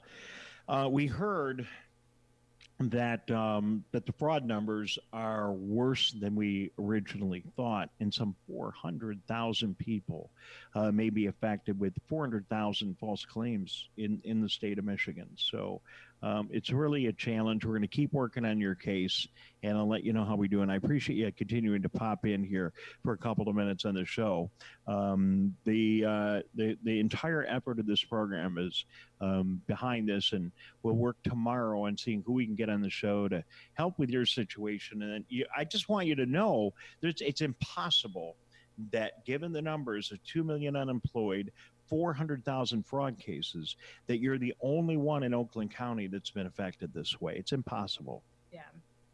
So we're using your case to continue to keep a focus on this, and I'll let you know how we do. So everything else okay? Yes, everything's great. Thank you so much for all of your help. It means so much to me. All right, Lauren, thank you. And we're just trying to see what we can do. We'll hopefully have a further update tomorrow. Lauren has not. When did you go on unemployment? Just to remind people. I applied for unemployment, I believe, on March 17th. And March 17th, you applied for unemployment, and there's no reason why you shouldn't have got it. And last time I checked, this is June 15th, right? Yes, it is. So I think we got to accomplish something. We're going to take your story, make it a bigger story in the next couple of days, because March 17th, April 17th, May 17th, June 17th, to me, I don't even see those fingers. That looks like 3 months to me. Yeah. Yep, exactly. That's too long. All right. Thanks, Lauren. Appreciate it. Thank you, Dave. All right. So there we are. Tyler Keefe in our Lakes FM studio. Frustrating, huh? Yeah, it's got to continue to be frustrating. That's going on 3+ months, almost 4 months at this point, without even so much as a response as to why you haven't received your unemployment check. And we know that there's 600 people working on this at a time. They're adding 200 more for the fraud issue as well. But these are hundreds of thousands of people who are also in a similar boat to what Lauren's in. Yeah, what does that tell you? If there are 800 people in Lansing that are trying to solve this problem, she's not even had a call back other than one, and she missed the call. That's crazy over 3 months. So they must be totally overwhelmed. And maybe they need another 800 or another 1,800 people for just, there's got to be some people out there that can help to get this thing under control. So we're going to keep working on it. We will let you know where we are. While we are waiting for our next guest, a couple of other headlines that have popped up here on our website at civiccentertv.com. /coronavirus. Study finds Michigan's governor's aggressive coronavirus restrictions may have saved lives. Well, I think that makes sense, and I certainly hope so. If that wasn't the case, we have had more restrictions here in Michigan. Is it fair, Tyler? I want to make sure I'm fair. We have had more, or at least as many restrictions here in the state of Michigan than any other state in the country. I think it's pretty fair overall. I think we've had a lot more restrictions than most states, so I'd put us up there at least. So I hope it saves some lives. Isn't that the whole point? Yeah, well, that is the entire point. I think it has so far, based on the studies and such as the article you're reading, and just based on how the numbers are going right now, that it's definitely saved some lives. So I know fans of the governor will like to read that, and people that don't like the governor that much right now, maybe they're interested in reading that story to develop their own opinion on that. You'll find that at civiccentertv.com/coronavirus. Universities gamble on tuition freezes, hope students will stay and finances won't dive. The standard practice for most budget planners at universities is to plan for tuition increases for the coming year. Some colleges and universities are now planning on freezing tuition costs. I think it's a good idea. I think there's going to be, we've seen it with all these openings, Tyler. We can open everything up, but it takes time for people to adjust with getting back in the business and getting back to business. It will. And I think that as far as the universities go, with students being out as long as they have been, with all the concerns that they have, both financially with their jobs also being shut down and academically with them having been off campus, out of the campus life, out of classes, not really knowing what the future of their classes are going to look like, some tuition freezes may very much be in order. So we're going to talk to Dr. Wanda Cook-Robinson, Superintendent of Oakland Schools, in just a minute here. This relates to that, and we certainly will be asking her, and we talk to her in a moment, about this story. But story at civiccentertv.com today, schools eyeing big cuts amid funding crash. The two largest sources of state money to the school aid fund are sales and income taxes, sales tax and income tax. These have fallen sharply during the shutdown, creating a budget hole that could possibly get to $2.4 billion over the next 2 years. Schools are looking at cuts to employees, salaries, transportation, and I would assume extracurricular activities and even fundamental education. Chris Wignett, the executive director of the Michigan Association of Superintendents and Administrators, says the funding situation is unprecedented. Article there. We know Chris. We're going to get him on the show as well over the next couple of days. And I was really glad to hear that Representative Carter is working on putting together a town hall to talk about this specific issue. And we'll be delighted to be a big part of it. We're going to take a break. We'll be back. This is the Megacast. Dave Scott and Tyler Keefe back in a moment. Michigan, we still need to stay careful because we don't want to go backwards. Back to where we started. So keep standing 6 feet apart. Keep wearing a mask in public. And if you have symptoms, talk to a healthcare provider about getting tested. To move forward, let's all do our part. So stay careful. Michigan.gov/coronavirus. We know that we're asking Americans to do a lot right now. So we're asking everyone to be selfless for others so that we can protect those who are most susceptible to this virus. A question I often get asked is, why should young people care about the spread of coronavirus? Well, we know that people with underlying medical conditions over the age of 60 are at highest risk, but they've got to get it from somebody. Social distancing is really physical separation of people. It's what we refer to when we ask people to stay at least 6 feet apart. Not going to bars, not going to restaurants, not going to theaters where there are a lot of people. It all just means physical separation so that you have a space between you and others who might actually be infected or infect you. We all have a role to play in preventing person-to-person spread of this disease, which can be deadly for vulnerable groups. For more information on how you can social distance, please go to coronavirus.gov.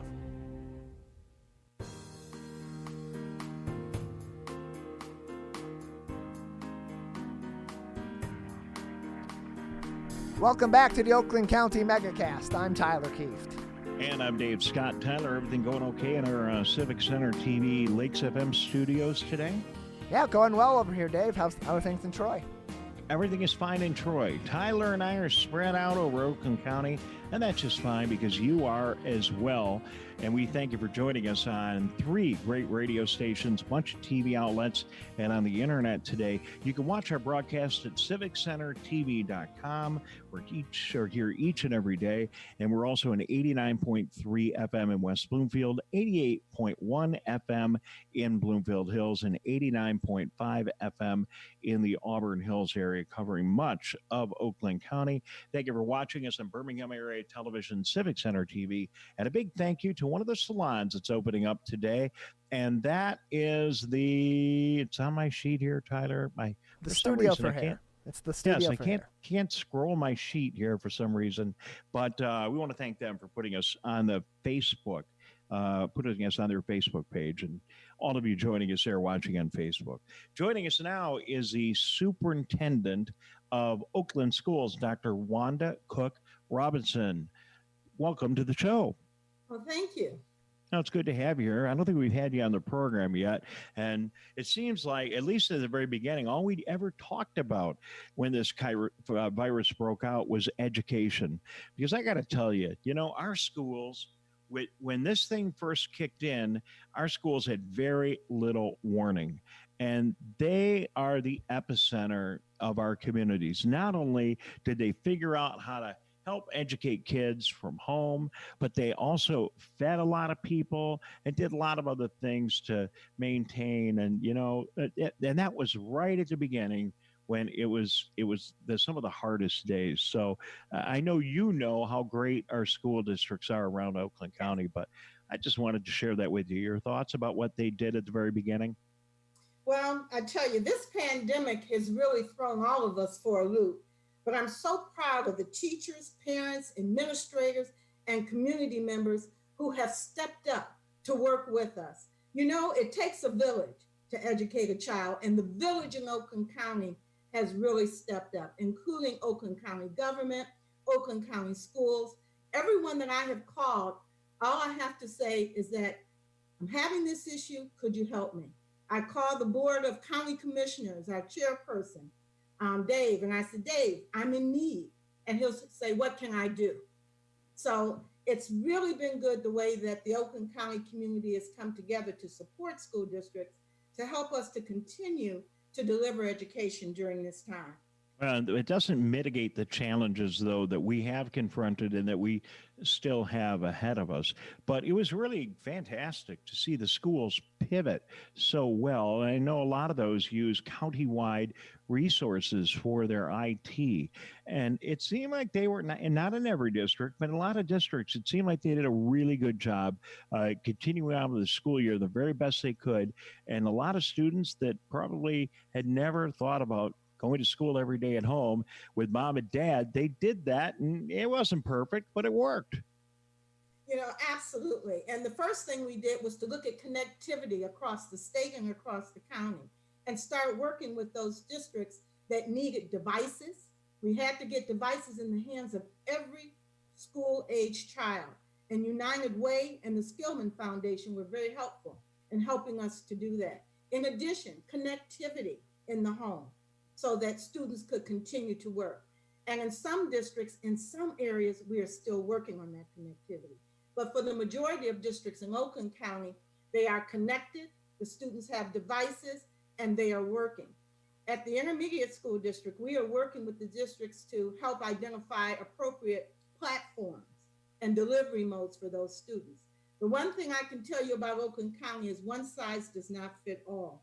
And so what we've had to do is to look at the protocols, look at the assumptions, look at the tools, and then support districts as they build their individual models of educational delivery during this crisis to support their students.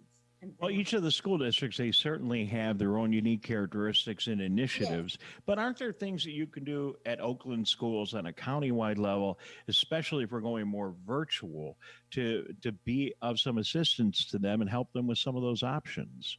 Oh, absolutely. And since this pandemic has started, the Oakland County Superintendents Association, which is an association across the county where every superintendent belongs, we have had ongoing task force.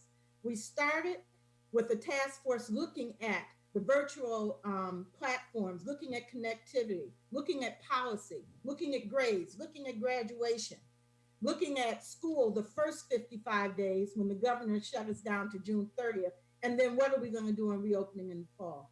Those task forces have been ongoing so that we can continuously identify resources and support. But Scott, Dave, I need to share with you, there's one thing that we have to remember about this pandemic.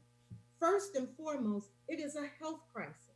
So we've had to look to the health department for guidance and leadership. We're educators, not health professionals. So we needed that. So we partnered with the Oakland County Health Department to create a list of assumptions to start building our model on. Because if we're going to start school, there are a number of guidelines that we're going to have to follow. And our number one priority right now, Dave, is reopening schools in the fall. If the Michigan economy is going to reopen, then parents got to go back to work. They're going to have to give up their teaching jobs that they've had over the last several weeks, and they got to go back to their real jobs or their other jobs. To do that, they're going to need child care for children who are 0 to 4 years old. and children who are 5 to 17, 18, we've got to get back in school. And that is our current focus right now. Well, you got a good partner, Dr. Faust. We've had him on the air a number of times, and good to see that you're partnering with the Oakland County Health Department. As we take a look at the fall, and we've talked to a lot of the superintendents and other folks involved in education here over the past couple of months, as you go back to fall, it's going to be different. But tell us what you think. Are we going to see students in buildings this fall? And anything you can do to share us what you see inside of your crystal ball? Yes. First, let me say schools will reopen in the fall in Oakland County. And I meet with the Oakland County Superintendents weekly. We have what we call an Oakland County Superintendents Connect every Thursday. And our plan is to reopen schools. We're trying to figure out the how. Last week, I participated in a press conference with Dave Coulter, our county executive. We made a request to the county to get nursing support. The county and the Board of Commissioners has agreed that they will provide 68 nurses for Oakland County schools, and that includes our public service academies. So we are in the process now of working on criteria to distribute those 68 nurses. So when we open school in the fall, there will be minimally one nurse assigned to every single school district, and in some cases two, depending on that criteria. They are going to help us create a safe, healthy environment for students to return. So that's most important. Well, yeah, and I missed that press conference. I'm really glad you mentioned that. Part of that has got to be testing. So do you want to implement some kind of a testing program for students? And given that, the students are, they're under 18, so it's got to be with cooperation of their parents. But don't you have to have some kind of a testing model as well to get students back in the building? Well, our health professionals, and we're dealing with Leanne Stafford, who has been outstanding, the county health director, is sharing that we may want to do temperature taking if districts, and again, remember, this is a district decision. So if districts decide that they want to do testing, there will be guidance to do that. But right now, I know I can tell you from my own organization for Oakland Schools, we will be looking at screening and temperature taking.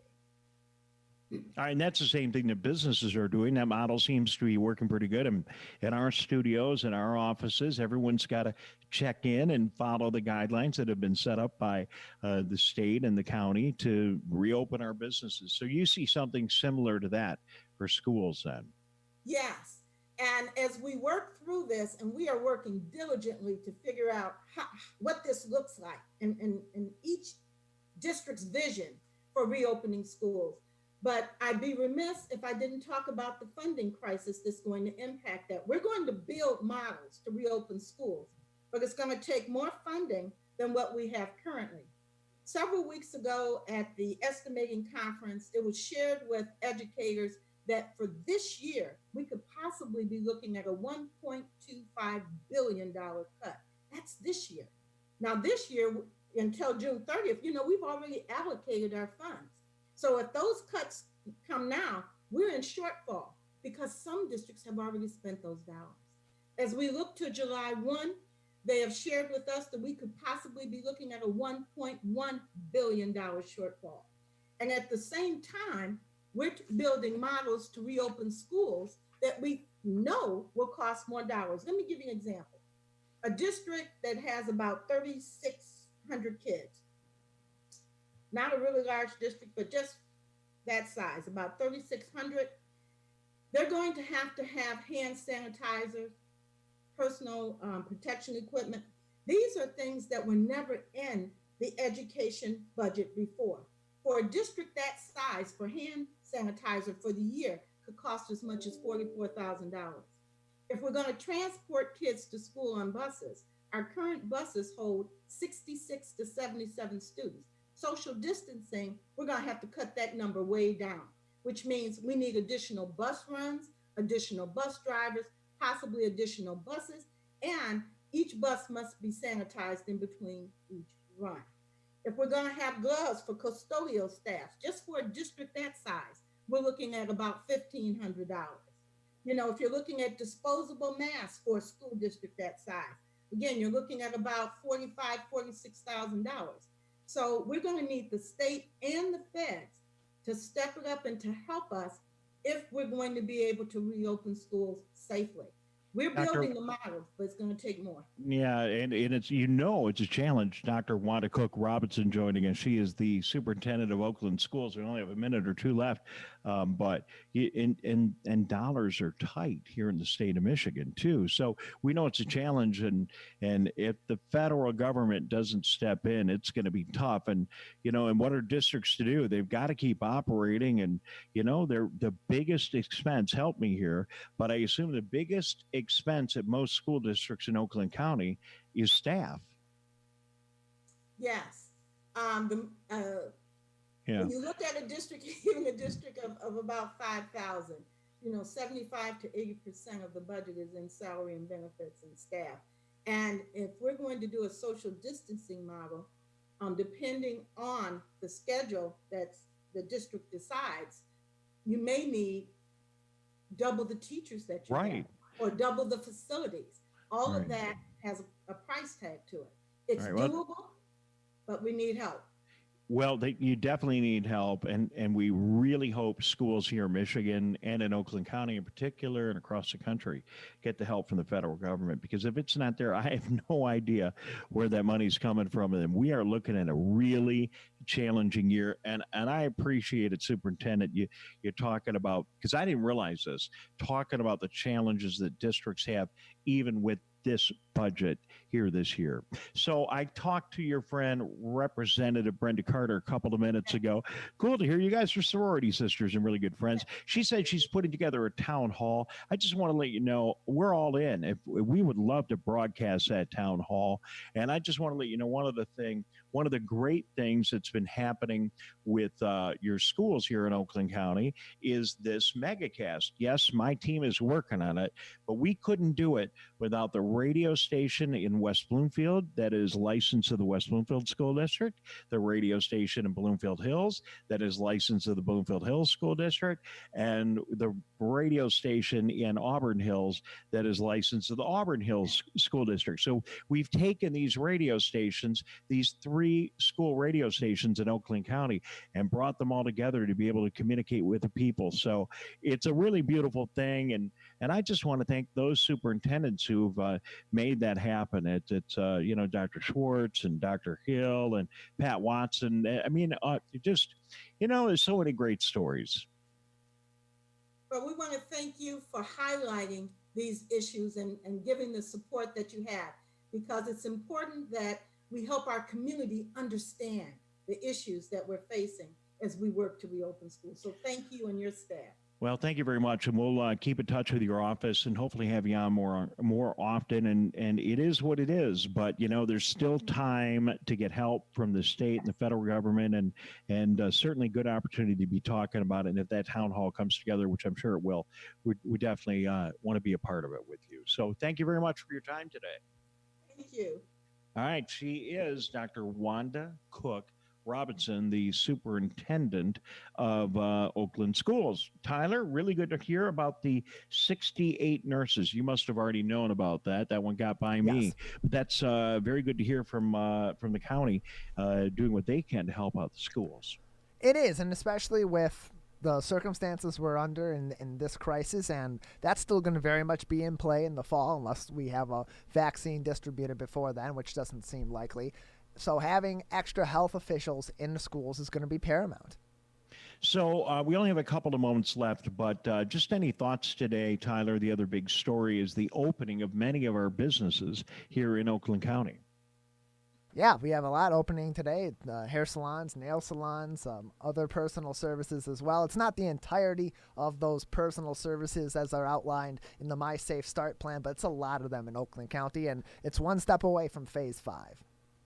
Well, and we are moving in that direction, but we got to do it cautiously. So people need to remember, in particular, as more and more businesses open, to make sure that they do the things that they need to do. And Tyler, as we wrap up the show today, one way we like to remind people about things is with our COVID-19 vocabulary, which I know you've got a copy of right in front of you.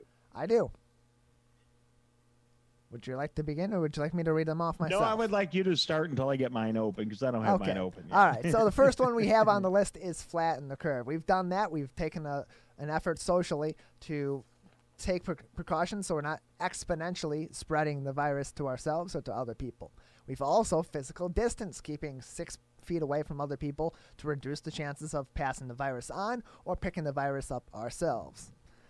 Another thing is the happy birthday song, still very much impactful. Wash your hands, sing the happy birthday song a couple times, get yourself those 20 seconds to get all those germs off of your hands and help yourself prevent the spread of COVID-19. Moving down the list, we have other important ones like PPE, personal protective equipment. That's stuff that you should be wearing, like your masks, in certain situations, your gloves, and so on.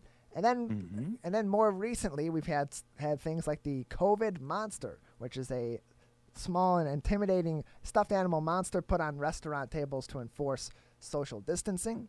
We, of course, have the COVID curtain of the same kind of sentiment, which is to block off a table and encourage social distancing. And Dave, today you coined a new term, the COVID costume. What's that all about? Yes. The COVID costume is what you will see when you go to get your hair cut.